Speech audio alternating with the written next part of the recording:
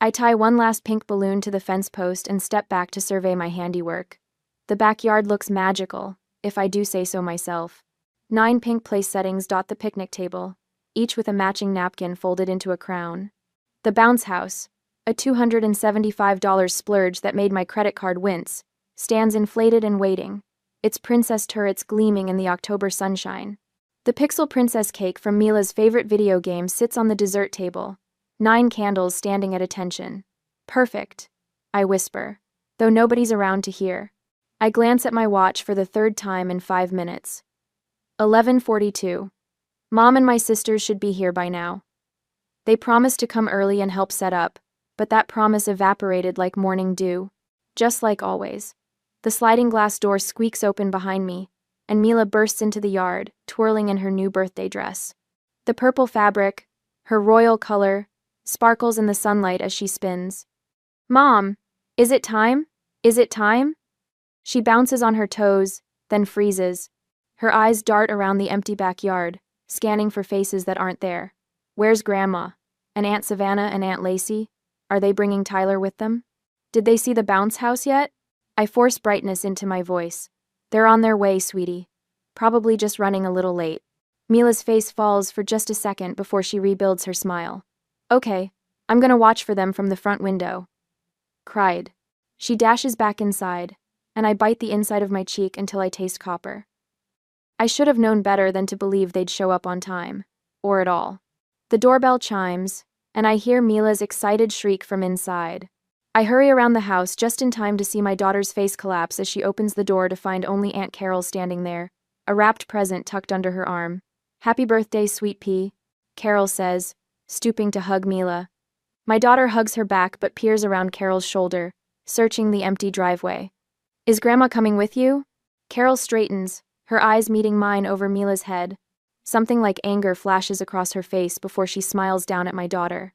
I came on my own today, honey. But look what I brought you. She hands Mila the gift, beautifully wrapped with a bow that must have taken 20 minutes to perfect. That's Aunt Carol for you. Always thinking about the details. Thank you, Mila says, her voice smaller now. She clutches the package to her chest and looks back at me. Mom, can I put this with the other presents? Of course, baby. The party's already out back.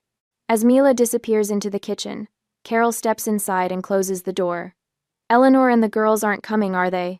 She asks, not bothering to whisper. My phone buzzes in my pocket before I can answer. I pull it out, already knowing what I'll see. Don't be dramatic. It's just a kid's party. We'll make it up to her at Christmas. My mother's words burn on the screen. Just a kid's party. Just my kid's party. I'm guessing that's your answer, Carol says, watching my face harden. She squeezes my arm. I'm sorry, Miah. The doorbell rings again, saving me from having to respond. Parents start dropping off classmates, 8 little girls in party dresses, bearing gift bags and birthday cards. My neighbor from across the street arrives with folding chairs and a cooler of juice boxes. 2 doors down, Mrs. Wilson brings an extra tray of finger sandwiches and a sympathetic smile. For the next hour, I move through the party like I'm underwater, taking pictures, serving cake, supervising the bounce house. Through it all, Mila keeps looking toward the gate, her eyes lighting up every time it opens, then dimming when another classmate arrives instead of her grandmother. When are Grandma and Aunt Savannah and Aunt Lacey and Tyler coming? She asks, for what might be the 10th time, tugging at my shirt as I refill the snack bowl. I'm not sure, sweetie, I say, smoothing her hair. But look at all your friends who came to celebrate with you. She nods and runs back to the bounce house, but the slump in her shoulders tells me everything. This isn't the first time my family has let her down, and something in her 9-year-old heart knows it won't be the last. My mind drifts to last Christmas, when I maxed out my credit card buying gifts for everyone. $840 worth of presents I couldn't afford, because family matters. 3 months ago, I covered Savannah's salon rent when she came up short. $1,650 that I've never seen again and probably never will. Miah can handle it. They always say, she's good with numbers. Good with numbers, like that somehow translates to having extra money. Ever since Dad walked out when I was 20, Mom has treated me like an ATM with legs. You're the head of this family now, she declared the day after he left, as if his departure promoted me to his position of financial provider. My phone pings with a notification. I glance down and my stomach curdles. Savannah has posted on Instagram a photo of her, Mom, Lacey, and Tyler raising mimosa glasses at some fancy brunch spot downtown. The caption reads, "Family first." Family first. Right. Mom? Mom. Mila's voice breaks through my thoughts. She's standing by the present table, surrounded by her friends, ready to open gifts. I tuck my phone away and plaster on a smile.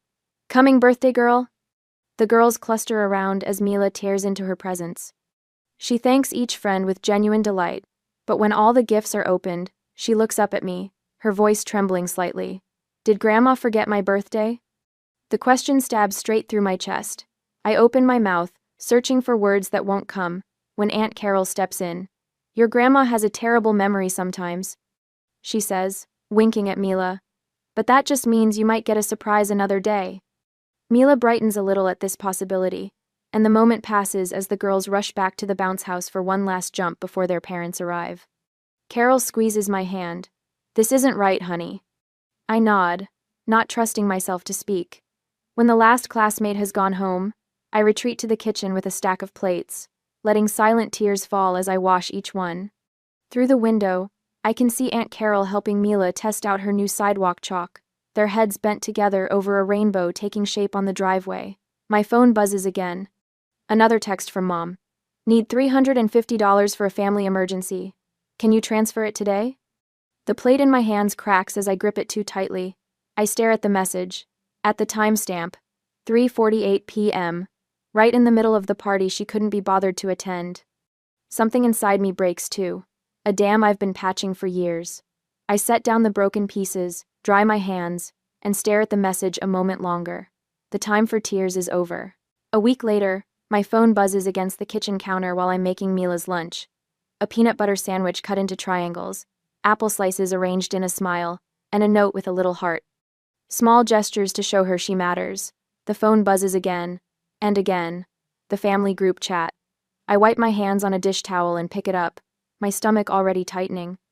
1 week since Mila's birthday disaster, and I've barely heard a word from any of them. The screen lights up with my mother's message. Exciting news. Savannah's Sweet 16 venue is confirmed. $1,850 per guest with Miah covering Grandma's share since she's on fixed income. Details attached. I nearly dropped my phone. Sweet 16? Savannah is 26 years old. Mom means sweet 26. Lacey clarifies in the next message. Theme is second chance at Sweet 16, since her real one was at the VFW hall. My fingers tremble as I open the attached PDF. There, printed in glossy color, is a sponsorship page with my LinkedIn profile picture prominently displayed under Platinum Sponsor, Miah Allen. What the? I bite back the word, aware of Mila's small footsteps padding down the hall. Another text arrives from Lacey. "Miah, you're the accountant. Just handle the deposit. Deadline this weekend." Not a request, a command. "Mom?" Mila appears in the doorway, Lego piece in hand. "Can you help me with this spaceship?" "In a minute, sweetheart." My voice sounds strange, distant even to my own ears. I watch her shuffle back to her room, shoulders slumped in that way that's becoming too familiar. Just like at her birthday party. Just like every time my family makes promises they never keep. After Mila's door clicks shut, I sit at the kitchen table and open my banking app. The balance stares back at me. $4,213.47. Every penny earmarked for Mila's braces next month. On the counter sits the stack of medical bills from when she broke her arm 2 years ago. Insurance covered most of it, but the $1,200 deductible had cleaned out my emergency fund. I'd sold Grandma Rose's silver ring, the only heirloom I owned, to cover the emergency room visit. Grandma Rose, who taught me to balance a checkbook when I was 10, who'd be horrified to see how her daughter treats her granddaughter. My budget spreadsheet is open on my laptop, color-coded, precise to the penny. Rent, $1,025. Utilities, $187.32. Groceries, $420. Car payment, $315.76.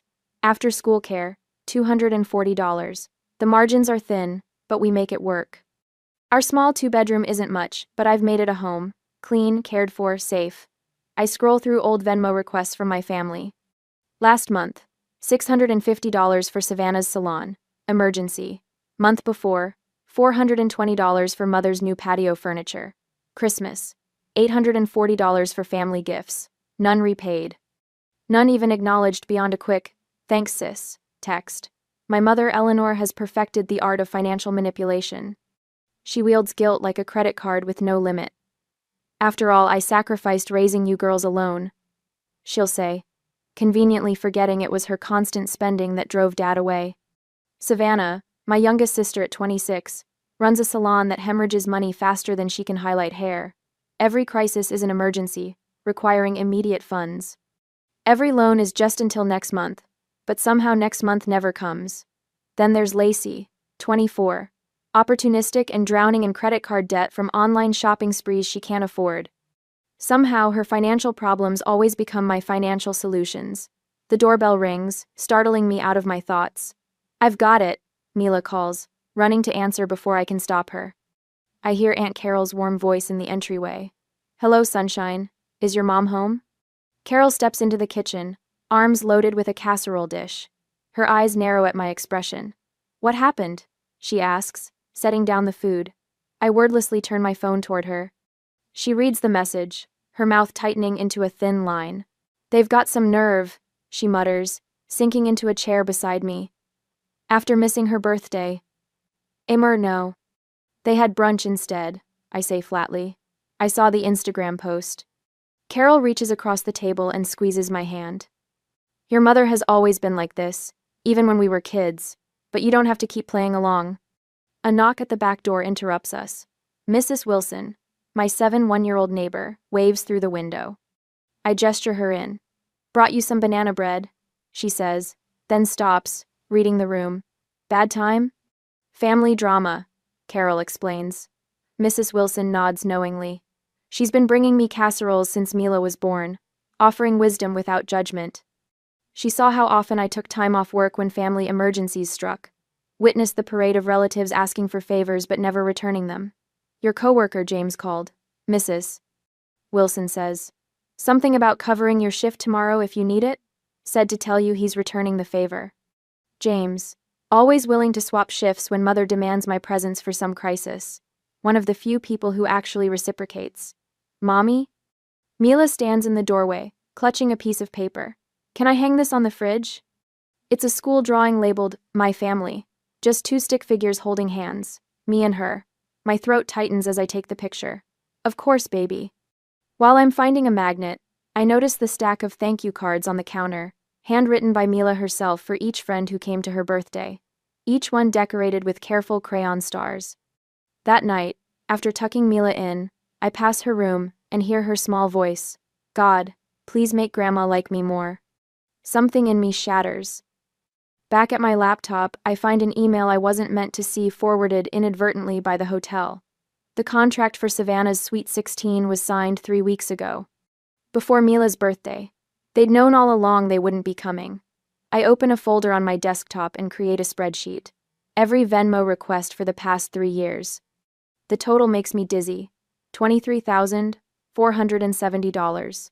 My calendar shows 14 vacation days taken for family events, hospital visits when Savannah had minor surgery, helping mother redecorate, driving Lacey to job interviews she never showed up for, 0 days when any of them watched Mila while I worked overtime. I open Facebook. Mother has posted a family photo with the caption, So blessed with my girls. The picture has been cropped. I was standing at the edge, cut out completely. The anger rises in me, not hot and explosive, but cold and clarifying. For the first time in years, I see the pattern with perfect clarity. I pick up my phone and open Venmo. The next day, I stare at the Venmo app on my phone, fingers poised above the screen as if disarming a bomb. The kitchen chair creaks beneath me as I straighten my shoulders. My mother's latest demand glares from my email inbox, $1,850 for Savannah's Sweet 16, with me covering Grandma's share since she's on a fixed income. As if my income stretches like carnival taffy. The audacity burns through me like acid. They skipped Mila's birthday to plan this extravaganza. In the next room, I hear my daughter humming to herself, arranging her stuffed animals for a tea party. No cousins, no grandmother. Just fabric friends who never disappoint her. I tap the screen and create a new payment. The recipient field fills with my mother's name, and I enter the amount, $1. In the memo line, I type a single word, congrats. My thumb hovers over the blue payment button. One press, and everything changes. I think of Mila's face at her party, watching the gate, waiting for family who never arrived. I press send. The confirmation appears instantly. I take a screenshot and save it to a new folder on my phone labeled Boundaries. My lungs expand fully for what feels like the first time in years. The kitchen walls seem to widen around me.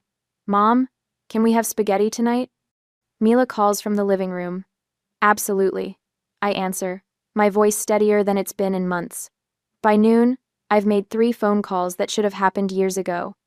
The locksmith arrives at 2:15, a stocky man named Frank, who whistles through his teeth as he replaces both front and back locks. The invoice reads $175 less than a single small favor my sisters typically request. All set, ma'am, Frank says, handing me 2 shiny keys. No one gets in without these now. While Mila naps on the couch, I create a spreadsheet documenting every loan my family hasn't repaid over the past 3 years. The total makes my stomach clench, $23,470. Enough for a decent used car, or a year of community college, or braces for Mila, with money left for a family vacation. My phone buzzes incessantly throughout the afternoon. I silence it after the 20th text.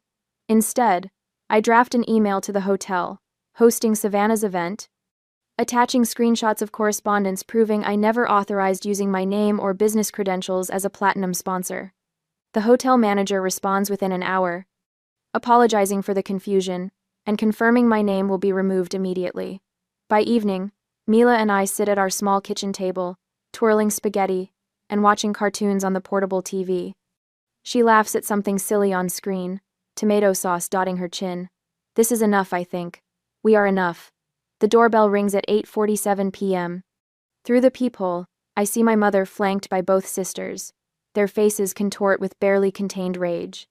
Miah Allen, open this door right now. My mother's voice carries easily through the wood. I step back as the pounding begins. The new deadbolt holds firm. Is that Grandma? Mila appears behind me, her eyes wide. Yes, but she forgot to call before coming over, I say calmly. It's too late for visitors tonight. More banging. The doorbell chimes repeatedly. You can't hide in there forever, Savannah shouts. After everything we've done for you. My phone lights up with texts. You're betraying this family. How dare you embarrass us with the hotel? What kind of daughter acts like this? Through the peephole, I watch Mr. Patterson from across the street step onto his porch, arms crossed. The Rodriguez family peers through their blinds. My family has become a spectacle, but for once, I'm not scrambling to fix it. Should we let them in? Mila whispers, clutching my leg. No, honey. Remember our talk about people respecting our home? This isn't respectful behavior. The flash of police lights bathes the living room in blue.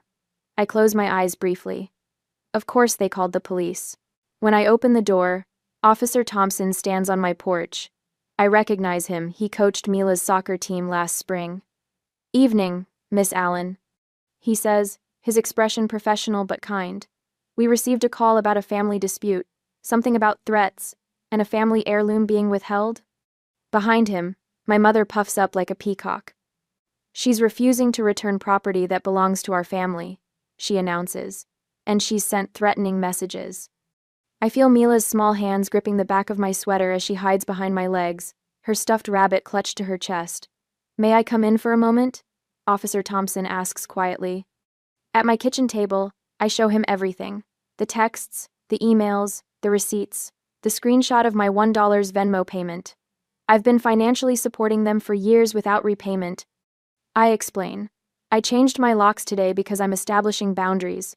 There are no heirlooms, no threats. Just me saying no for the first time. Officer Thompson reviews the evidence, his eyebrows rising occasionally. When he finishes, he leans back in the chair. They're used to you taking care of everything, he says. Now you're changing the rules. That's always hard for people to accept. He returns to the porch where my family waits, their certainty visibly diminishing as he speaks to them. Minutes later, they retreat to their cars, my mother's finger jabbing in my direction before they drive away. After checking the locks twice, I find Mila sitting on her bed, small legs dangling over the edge. "Mom," she says, her voice barely above a whisper. "Am I not important enough? Is that why Grandma and my aunts didn't come to my birthday?" The question knocks the wind from me. I kneel to meet her eyes, taking her small hands in mine. "No, sweetheart, you are the most important thing in the world. That's exactly why I have to protect you from people who don't value us." My phone buzzes on the nightstand. Another text from my mother. "You'll regret this. Family is everything." I delete it without responding and tuck Mila into bed, pulling her comforter up to her chin. "It's just us two," I tell her, smiling genuinely for the first time in days, and that's plenty. After she falls asleep, I check my phone one last time.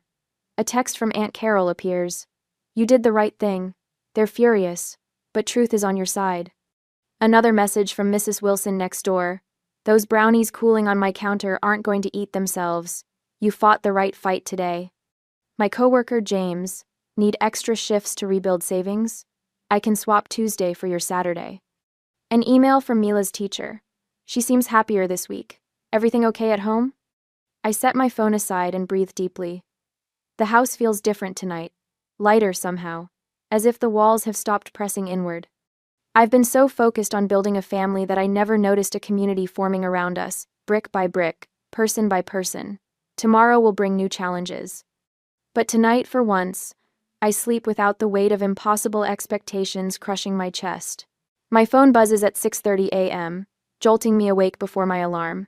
I squint at the screen, my stomach dropping when I see Savannah's name. Not a text. A Facebook notification. "Savannah Allen mentioned you in a post." I tap the notification with my thumb, already knowing what I'll find. Her profile loads, revealing a paragraph-long status update. When toxic people show their true colors, some folks pretend to care about family until they're asked to contribute. Then suddenly, they're too good for the rest of us. Guess money means more than memories to certain people.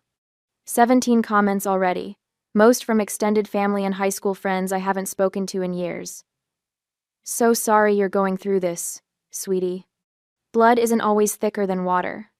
You're better off without negative energy in your life."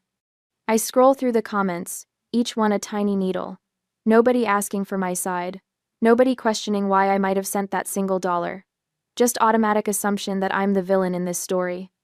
The bedroom door creaks open and Mila peeks in, hair tousled from sleep. "Mom? Are you okay?" I lock my phone and paste on a smile. "Fine, sweetie. Just checking emails." She believes me, thank goodness, and pads back to her room. I wait until her door clicks shut before opening Facebook again, my finger hovering over the comment box. Paragraphs form in my head, explanations, defenses, receipts, evidence stretching back years. Instead, I type 5 words. "I wish you all well." Then I log off, shut down the app, and slide out of bed. The kitchen feels different this morning. Lighter somehow, despite the social media assault. I pour cereal for Mila, make coffee, check her backpack for homework. Normal routines that suddenly feel revolutionary without the weight of pending family demands. My phone rings while I'm washing dishes, a number I don't recognize, but the area code is familiar. I almost let it go to voicemail, then answer at the last second. "Miah, it's your Uncle Robert." My father's brother, a ghost from another lifetime. "Uncle Robert? I haven't heard from you since." "Your high school graduation." I know. His voice sounds older, rougher. "I heard what happened with Eleanor and the girls." My shoulders tense. "How?" "Small town. Plus your mother called me trying to recruit allies, I suspect." A dry chuckle rumbles through the speaker. "Thought you might like to know you're not the first person she's done this to." The dish I'm rinsing nearly slips from my fingers. "What do you mean?" "Why do you think your father left?" 20 minutes later, I'm sitting at the kitchen table staring at a photo. Uncle Robert texted me. "Dad, at my 5th birthday party, eyes hollow, shoulders curled inward." The same expression I've seen in my own mirror for years. History repeating itself, Uncle Robert had said. She drained him for years. Then she moved on to you. The doorbell interrupts my thoughts. I open it to find Mrs. Wilson from 2 doors down, holding a casserole dish. "Chicken and rice," she says, pushing it into my hands before I can object. "The ladies from Street Marks will be by with more tomorrow." Mrs. Wilson, that's really not. We've all been watching. She cuts me off, her voice firm but kind. Some of us have been exactly where you are. Family can be wonderful, or it can be quicksand. Before I can respond, she touches my arm. There's a rotation of us keeping an eye out when certain cars drive by. Just so you know. She leaves before I can thank her properly, the warmth of the casserole dish seeping into my palms. I place it on the counter and notice an envelope that must have been tucked underneath. Inside is a $200 gift card, with a simple note, for Mila's needs. No name, no strings attached, just kindness without expectation of return. The contrast knocks the wind from me. I sink onto a kitchen chair, tears blurring my vision. These neighbors owe me nothing. We exchange waves at mailboxes and occasional small talk about weather. Yet here they are, forming a protective circle while blood relatives wage digital war. That evening, after Mila's asleep, I pull out my budget spreadsheet. For the first time in years, I recalculate without factoring in family emergencies. The numbers shift before my eyes, revealing an extra $732 monthly that's been disappearing into the black hole of my family's demands. $732. Enough for Mila's braces, with some left over. Enough for the education account I've been dreaming about since she started kindergarten. Enough for a modest vacation at the lake this summer, where she can make memories that don't include waiting for relatives who never show up. I stare at the numbers, my breathing growing steadier with each inhale. Then I open a browser and research savings accounts for education. 20 minutes later, I've opened one in Mila's name with a small initial deposit. A start. A seed. The next morning, grocery shopping feels different. I study prices out of habit but realize I'm not calculating each item with the razor-thin margins of before. At the checkout, I splurge on a bunch of tulips, $24 for no reason except they're pretty and will make our dining table cheerful. This small rebellion against scarcity brings a smile to my face that lasts all day. Saturday morning, Mila wanders into the living room while I'm folding laundry. She's wearing her favorite pajamas, the ones with rainbows that are getting too small but she refuses to give up. Aren't we going to Aunt Savannah's party today? She asks, casual as can be. My hands freeze mid-fold. What? The Sweet 16 party. I saw it on your calendar before. She shrugs. Taylor from school is going. Her mom is friends with Grandma. The familiar guilt surges through me, bitter as copper. Should I reconsider? Am I being too harsh? The questions cycle through my head, old programming trying to reassert control. Then Mila adds, I don't really want to go anyway. Those parties are boring. You have to wear itchy clothes and smile all the time. Decision made. How about we go to the park instead? The basketball courts should be empty this early. Her face lights up. Can we get ice cream after? Absolutely. Hours later, we're sitting in a booth at Dairy Dream, sharing a $7 sundae. Chocolate fudge drips down Mila's chin as she giggles about beating me at horse. Her happiness is unfettered, genuine in a way I rarely saw at family gatherings, where she walked on eggshells, desperate for attention that never came. A woman at the next table smiles at us. Would you like me to take your picture? I hesitate, then hand her my phone. She captures us mid-laugh, ice cream and all, our faces pressed together.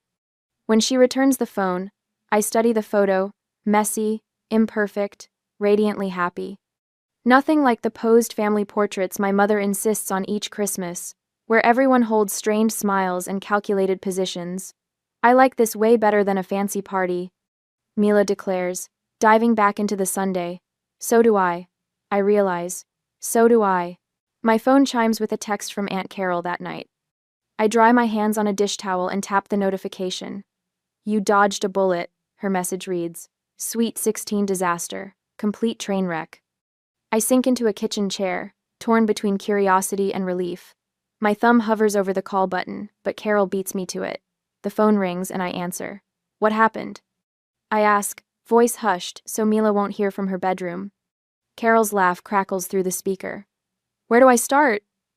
They seated your mother next to the smoke machine. You know how her asthma acts up. She spent half the night coughing and complaining. Of course she did. I can picture her, dramatically waving her hand in front of her face, making sure everyone notices her discomfort. Savannah fought with the DJ over every song. The poor man looked ready to unplug everything and walk out. Carol lowers her voice. And when the bill came? Eleanor's face turned whiter than that fancy tablecloth. Suddenly nobody could make eye contact. I wind the dish towel around my finger. How much was it? Let's just say they went way over budget without your platinum sponsorship. They kept glancing at the empty chair where you were supposed to sit, like they'd saved a spot for your wallet. A small, vindicated smile tugs at my lips before guilt squashes it. I shouldn't be happy about their misfortune. It's not misfortune when you design a party around someone else's bank account, Carol says firmly. It's consequence. The next morning, I'm organizing files at work when a shadow falls across my desk. I look up to find my mother standing there, wearing her Sunday dress. We need to talk, she says, loud enough that my coworkers glance over. My stomach drops, but I keep my voice level. This isn't appropriate, Mom. I'm working. She sets her purse on my desk, covering the spreadsheet I've been updating for the past hour. Family comes first. I stand, guiding her toward the break room with a light touch on her elbow. 10 minutes, I whisper. Inside, she launches into a speech about forgiveness and family duty that sounds rehearsed. I recognize pieces of Pastor Wallace's sermons woven throughout. Speaking of Pastor Wallace, she says, adjusting her pearl earrings, he called me after service today. He's concerned about our family division. Said reconciliation is God's way. I stare into my lukewarm coffee. Did you tell him why we're divided? She waves dismissively. Details don't matter when family is involved. They matter to me. That evening, an envelope was waiting in my mailbox. No return address. Inside, a handwritten note reads, "Children need their grandmother. Think about what you're doing to Mila." The next day, Savannah's husband calls. Just give them what they want, he pleads. Peace is worth the money, Miah. Then comes the Thanksgiving invitation. Cream cardstock with gold embossing. A handwritten note at the bottom. Water under the bridge if you contribute $750 for the venue. I place it on the counter beside Mila's school photo. Her smile has returned these past weeks, brighter than before. After tucking Mila into bed that night, I sit at the kitchen table with an old family photo in my hands. Christmas, 7 years ago. Dad was still with us then. Mom hadn't yet assigned me his financial responsibilities. We're all smiling, though I remember the argument that erupted 10 minutes after this was taken when Dad questioned the credit card bill. My phone sits beside me, Mom's number highlighted. One tap would reconnect us. One call could smooth everything over. Just another check, another withdrawal from my savings, another promise I'd make to Mila that I'd have to break when their next emergency arose. Mila's voice echoes in my memory. Am I not important enough? I place the old photo in a drawer and replace it with her school picture. The girl with the confident smile deserves better than what I had. The next morning, I draft a letter. Not an emotional plea, but a documented history. Every loan, every missed event, every broken promise with dates and amounts. Terms for future contact laid out in clinical precision. Boundaries with consequences spelled out in language. Even Savannah could understand. I make copies. One for Mom, one for each sister. One for Pastor Wallace with a cover note explaining the financial manipulation he's been unknowingly supporting. The final sentence takes me 3 attempts to write. This isn't about money, it's about respect. I sign each copy, slide them into envelopes, and send them certified mail. 2 days later, a small envelope arrives, addressed to Mila. The return address belongs to Bethany Thompson, a classmate who couldn't attend her birthday party. Mila tears it open at the kitchen table, her eyes widening at the handmade card covered in glitter and stickers. Sorry I couldn't come. Happy 9th birthday, she reads aloud. She tilts the card, and $3 bills flutter to the table. A note explains, for ice cream. I'm saving up for a bike but wanted you to have this. Mila handles the money like it's made of glass. Mom, can we get ice cream tomorrow? Of course we can. She carefully places the card on our refrigerator, straightening it 3 times until it's perfect.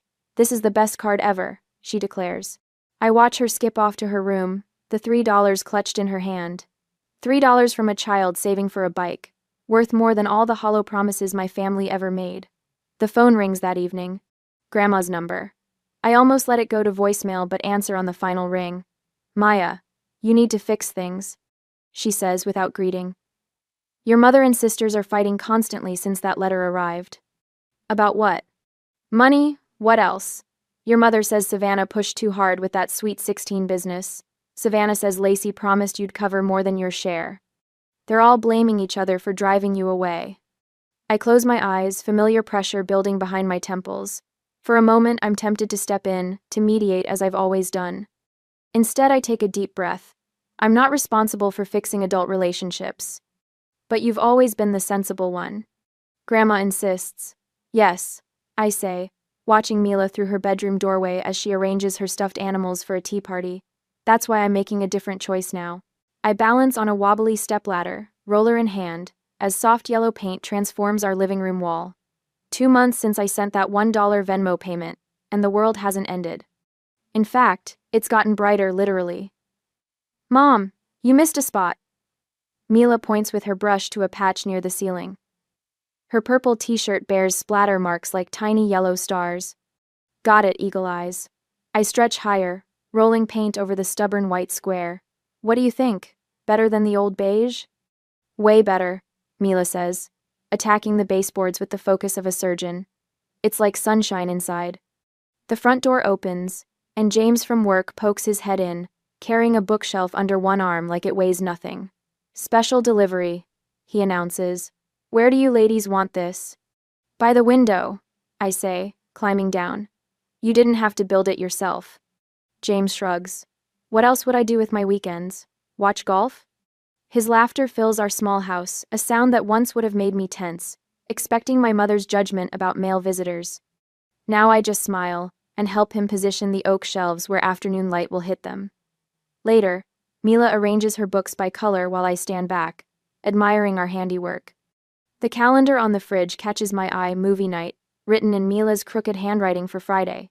Park day for Sunday. No family obligations. No emergency loans. The tension I carried in my shoulders for years has melted away, leaving room to breathe. Mrs. Wilson called. Mila says, carefully placing her Harry Potter collection on the middle shelf. She wants to know if I can come over tomorrow for knitting lessons. Do you want to go? Mila nods, her eyes bright. She says I have natural talent. Then absolutely. I tuck a strand of hair behind her ear, leaving a smudge of yellow paint on her cheek. Sorry about that. She giggles, deliberately touching my nose with her paintbrush. Now we match. 2 weeks later, Mila stands in front of her third-grade class, holding a poster board titled, My Hero. Her teacher, Mrs. Langston, emailed me about the project, but I wasn't prepared for the lump in my throat when Mila unveils her work. 2 stick figures hold hands against a crayon sunset. Above them, careful letters spell out, My mom taught me that love doesn't hurt. That evening, a note arrives from Mrs. Langston. Mila seems so much more confident these days. Whatever you're doing, keep it up. I place the note on our refrigerator with a magnet shaped like a sunflower, right next to Mila's drawing. Christmas cards arrive, including one with my mother's handwriting. Inside, guilt drips from every line. Families should be together during the holidays. We've all made mistakes. Savannah's text arrives next. I miss my niece. Tyler asks about her. Then Lacey emails about a family healing retreat in Arizona. The price tag, $2,300 per person, makes me snort coffee through my nose. I read each message twice, waiting for the familiar twist of shame and obligation in my gut. Nothing comes. Just calm clarity as I type a single response to all 3. We've moved forward. I wish you well. Our Christmas tree stands 4 feet tall in the corner, adorned with popcorn strings and ornaments Mila crafted at school. The presents beneath it aren't expensive, a new sketchbook, colored pencils, a telescope found at a garage sale, but they're wrapped with care, each tag written in my best handwriting. Mrs. Wilson brings apple cider. James arrives with a casserole that's more cheese than vegetable. Aunt Carol drives 3 hours to join us, bearing homemade cookies and genuine hugs. I brought something else, Carol says, handing me a leather-bound album. The first page reads, Our family of 2 in her elegant script. It's beautiful. I whisper, touching the embossed cover. Room to grow, she replies, nodding toward our guests laughing in the kitchen. January finds me joining a support group for single parents at the community center. February has me volunteering at Mila's school once a month. Uncle Robert, Dad's brother, sends occasional postcards with encouraging notes from his travels. We're building something new, brick by careful brick. As another October approaches, bringing Mila's 10th birthday, I plan a simple celebration. A picnic in the park, a homemade cake, friends who actually show up. The mail brings a card from my mother containing a crisp $50 bill with no strings attached. No demands, no guilt, just, "Happy birthday, granddaughter," signed in shaky script. I consider returning it, then slide it into Mila's birthday fund instead. Boundaries don't mean cutting people off entirely, they mean controlling the terms of engagement. Tonight, after Mila falls asleep, I sit at our kitchen table writing in the journal Aunt Carol gave me for Christmas. The words flow easily. Real family isn't defined by blood, but by the people who show up when it matters. I glance up at our wall, where a new photo hangs in a simple frame, Mila and me, flanked by Aunt Carol, Mrs. Wilson, James, and Uncle Robert, at the park last weekend.